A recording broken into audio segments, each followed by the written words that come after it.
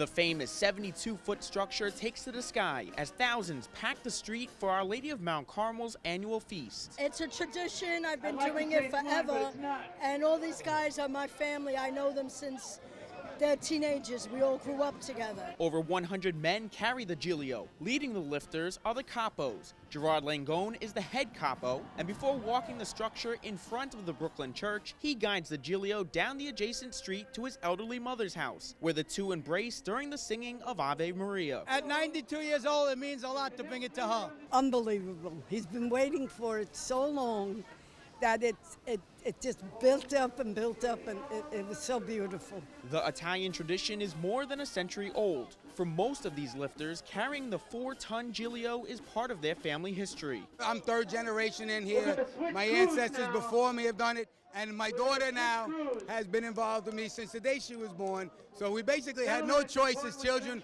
but to get involved with the feast, and it's in my heart, it's in my soul. At the top of the structure is St. Paulinus, a 5th century bishop who freed Italian children from African pirates in exchange for himself. When a Turkish sultan heard of the prelate's action, he rescued St. Paulinus, and the two were greeted with lilies, or giglios in Italian, upon arriving back to Italy safely. To honor the event, men also carry a boat and meet the Giglio in front of Our Lady of Mount Carmel. It's really hard to put into words what it feels like lifting. It can get heavy, but it's well worth it. And I can attest to how heavy the Giglio is. After a quick course on keeping up with the synchronized lifters, I had the chance to join in.